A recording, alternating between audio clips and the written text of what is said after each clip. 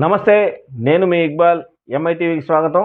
ముందుగా డెవలప్మెంట్ కార్యాలయాలు గ్రామీణ పరిపాలన మరింత బలోపేతం చేస్తామంటున్న ఆంధ్రప్రదేశ్ ప్రభుత్వ విప్ నందిగామ శాసనసభ్యురాలు తంగిరాల సౌమ్య నందిగామ నియోజకవర్గం ఐతవరం గ్రామంలో నూతన డిజిటల్ డెవలప్మెంట్ కార్యాలయాన్ని కలెక్టర్ లక్ష్మీషాతో కలిసి ప్రారంభించిన ఆంధ్రప్రదేశ్ ప్రభుత్వ విప్ నందిగామ శాసనసభ్యురాలు తంగిరాల సౌమ్య అనంతరం ఆమె మాట్లాడుతూ దేశ ప్రగతి పల్లెల పట్టుకొమ్మలని గాంధీ గారి మాటలు ఆదర్శంగా తీసుకొని గౌరవ ముఖ్యమంత్రి నారా చంద్రబాబు నాయుడు గారు, ఉప ముఖ్యమంత్రి పంచాయతీరాజ్ శాఖ మంత్రి పవన్ కళ్యాణ్ గారు గ్రామీణ పరిపాలన మరింత బలోపేతం చేయడానికి, ప్రజలకు సత్వర సేవలు అందించడానికి ఈ కార్యాలయాలను ఏర్పాటు చేశారని, దీనికి ప్రత్యేకంగా వారి కృతజ్ఞతలు తెలిపారు. గతంలో ఉన్న క్లస్టర్ విధానాన్ని రద్దు చేయడం ద్వారా గ్రామ పంచాయతీలకి స్వయం ప్రతిపత్తి కల్పించడం ద్వారా మరింత మెరుగైన సేవలు ప్రజలకు అందించడమే కాకుండా వేగంగా పనిచేయడానికి ఈ కార్యాలయాలు దోహదపడతాయని అన్నారు.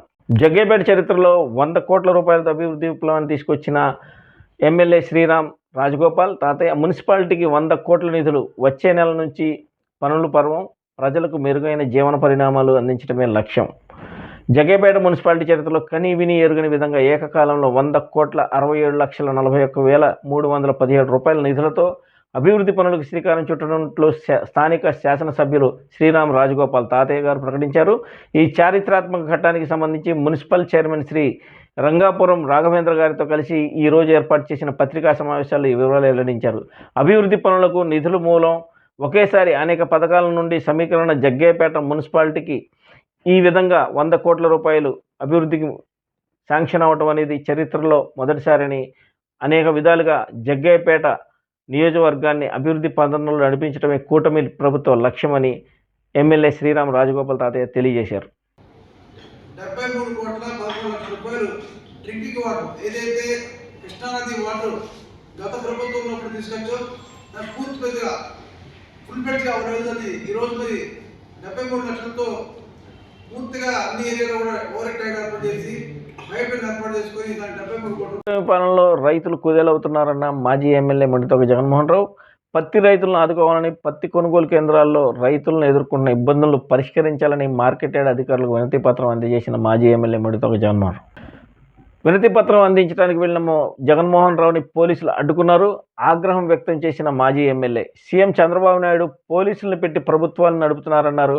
కంచిక్చర్ల, నందిగామ మార్కెట్ యార్డ్లలో ఏర్పాటు చేసిన CCI పత్తి కొనుగోలు కేంద్రాలని గొప్పగా ప్రకటనలు చేసి పాలకులు తీరా రైతుల నుండి పత్తి కొనుగోలు చేయడానికి 100 రకాల ఆంక్షలు పెట్టి అన్నదాతలను ఇబ్బందులకు గురి చేస్తున్నారన్న మాజీ ఎమ్మెల్యే మండితోక జగన్మోహన్ రావు 13/12/2025 తేదీ శనివారం జరగబోయే జాతీయ మెగా లోక్ అదాలత్లను ఇరు వర్గాల కక్షిదారులు సద్వినియోగం చేసుకోవాలని నందిగామ మండల లీగల్ సర్వీస్ కమిటీ చైర్మన్ మరియు 16వ అదనపు జిల్లా జడ్జి శ్రీ పి శ్రీనివాసరావు గారు పేర్కొన్నారు. స్థానిక ప్రెస్ మీట్లో జడ్జి గారు మాట్లాడుతూ రాజీ మార్గమే రాజమార్గం అనే నినాదంతో న్యాయ వ్యవస్థలో పేరుకుపోయిన కేసుల యొక్క సత్వర పరిష్కారం కోసం సుప్రీంకోర్టు వరకు వెళ్లాల్సిన అవసరం లేదని, హైకోర్టు వారి ఉత్తర్వుల మేరకు ఈ కార్యక్రమాన్ని మా 4 కోట్ల పరిధిలో ఏర్పాటు చేయడం జరుగుతుందని, ఈ కార్యక్రమంలో ఇరు వర్గాల కక్షిదారుల సమన్వయంతో ఆలోచించుకొని రాజీ చేసుకుంటే ఇది వర్గాల మధ్య స్నేహపూరిత సహకారంతో కలిసిమెలిసి సంతోషంగా ఉంటారని, ఇది వర్గాలకు సమయం, డబ్బు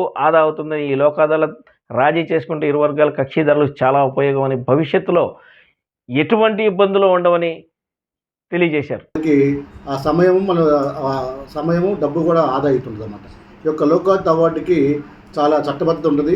ఇది కోర్టు డిగ్రీతో సమానము. దీన్ని ఎక్కడ కూడా ఛాలెంజ్ చేయడానికి అప్పీల్ కూడా దీంట్లో ఉండదన్నమాట.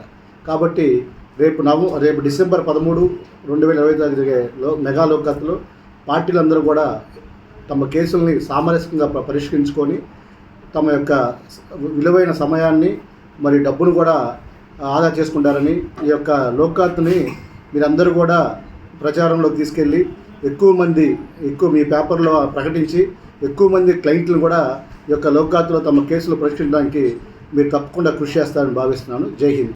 ఉమ్మడి ఆంధ్రప్రదేశ్ అభివృద్ధికి దిశానిర్దేశకుడు, అపరచానికుడు, పరిపాలన చంద్రగుప్తుడు, ఆర్యవైశ్య సమాజంలో ఒకటిగా మాజీ శాసనసభ్యులు, మాజీ పార్లమెంట్ సభ్యులు, మాజీ ముఖ్యమంత్రి, మాజీ గవర్నర్ పదవులకు వన్నె తెచ్చిన మహామనిషి, నమ్మిన వారిని వెన్నుగా నిలిచిన దిశాలి ఆర్థికవేత్త కీషే కొనిజేటి రోసే గారి 4వ వర్ధంతి సందర్భంగా ఈరోజు నందిగామ పట్టణంలో ఆర్యవైశ్య ప్రముఖులు Challa Brahmeswararao, YSR Congress party రాష్ట్ర విభాగ జనరల్ సెక్రటరీ గారి ఆధ్వర్యంలో Nandigama municipality co-option member Shaik Jafar, పూలమాలలు వేసి నివాళులర్పించారు. ఈ కార్యక్రమానికి మహమ్మద్ కమాలుద్దీన్ మరియు ఆర్యవైశ్య ప్రముఖులు పాల్గొని ఆ మహనీయుడికి ఘనమైన నివాళులు అర్పించారు. ఆంధ్రప్రదేశ్ ప్రైవేట్ పాఠశాలలు ఏదో ఒక కారణంతో విద్యార్థుల నుంచి భారీగా డబ్బులు వసూలు చేస్తున్నాయి. పరీక్ష ఫీజులు కూడా వారి దోపిడీలో భాగమయ్యాయి. 10వ తరగతి పబ్లిక్ పరీక్షల ఫీజుల్లోనూ భారీగా వసూలు చేస్తున్నట్టు ప్రభుత్వం గుర్తించింది.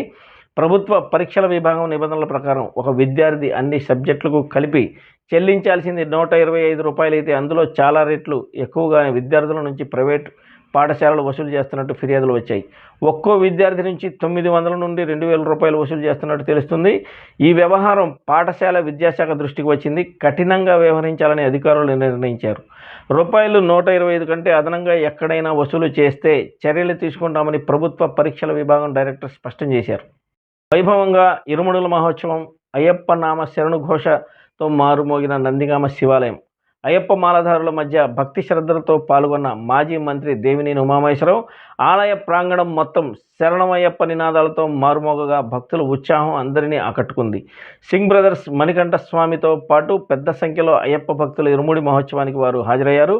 గురుస్వాములు సాంప్రదాయబద్ధంగా మాలధారులకు ఇరుముడులు కట్టి శబరిమల సందర్శనకు పూనుకునే అయ్యప్పలకు శాస్త్రోక్తంగా దీవెనలు అందించారు. నందిగామ ప్రాంతంలో ప్రతి సంవత్సరం జరిగే ఈ కార్యక్రమం భక్తి సాంప్రదాయాలకు ప్రతీకగా నిలుస్తుంది.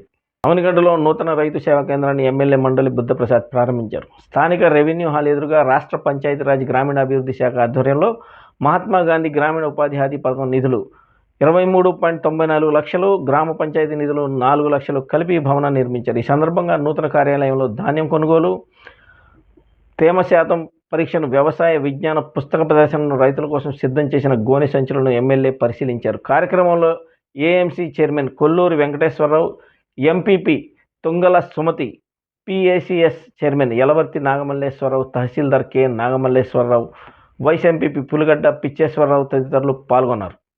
రాజోలు సభలో పవన్ కళ్యాణ్ గారి మాటలను రాజకీయ లబ్ధి కోసం కొంతమంది తెలంగాణ నాయకులు వక్రీకరించడాన్ని ఖండించిన నందిగామ నియోజకవర్గ జనసేన పార్టీ సమన్వయకర్త శ్రీ దుర్గా మల్లేశ్వర స్వామి వారి trust board member Shri Thamballapalli Ramadevi అన్నారు. పవన్ కళ్యాణ్ గారు రాజోలు సభలో చెప్పిన మాటల్ని కొంతమంది తప్పుగా అర్థం చేసుకుంటున్నారు. ఆయన ఉద్దేశం ఏమాత్రం కానీ ఏ రాష్ట్రాన్ని కానీ విమర్శించడం కాదు, నష్టపోయిన రైతులను ఓదార్చడానికి, వారి బాధను మరిపించడానికి ఒక చిన్న మాట మాట్లాడారే తప్ప ఉద్దేశపూర్వకంగా కాదని తెలంగాణ నాయకులు తెలుసుకోవాలని, నాయకులు అది మొత్తం తెలంగాణ ప్రజలకు అన్వయించడం సరైంది కాదు అన్నారు. అన్నదమ్ముల బంధం అలాంటిది. తెలంగాణ, ఆంధ్రప్రదేశ్ రాష్ట్రంలో అందరూ కలిసిమెలిసి ఉండాలని రాజకీయ మాటలు వ్యక్తిగతంగా తీసుకోవడం సమంజసం కాదు. ఆయన దిష్టి అని అన్నది ప్రాంతాల మధ్య పోటీ, అభివృద్ధి విషయంలో వచ్చిన భావాన్ని చెప్పడానికే కానీ తెలంగాణ ప్రజలపై విమర్శగా తీసుకోవడం సరైన అర్థం కాదని తంబళ్లపల్లి రమాదేవి గారు అన్నారు. అభిమానంతో మారుమోగిన తాడేపల్లి మాజీ ముఖ్యమంత్రి వైఎస్ఆర్ కాంగ్రెస్ పార్టీ అధ్యక్షుడు జగన్మోహన్ రెడ్డి నివాసం. మాజీ ముఖ్యమంత్రి వైఎస్ఆర్సీపీ అధ్యక్షుడు వైఎస్ జగన్ గారిని కలవడానికి తాడేపల్లిలోని పార్టీ కేంద్ర కార్యాలయానికి భారీ సంఖ్యలో వచ్చిన జనం, జగనన్నను కలిసిన వారిలో చిన్నారులు కూడా ఉన్నారు. వారితో ఆప్యాయంగా మాజీ ముఖ్యమంత్రి వైఎస్ జగన్మోహన్ రెడ్డి పలకరించారు. అందరినీ నవ్వుతూ కలిసి పలకరించి వారి సమస్యలను తెలుసుకున్నారు. మనసులో తుల్లో ధైర్యం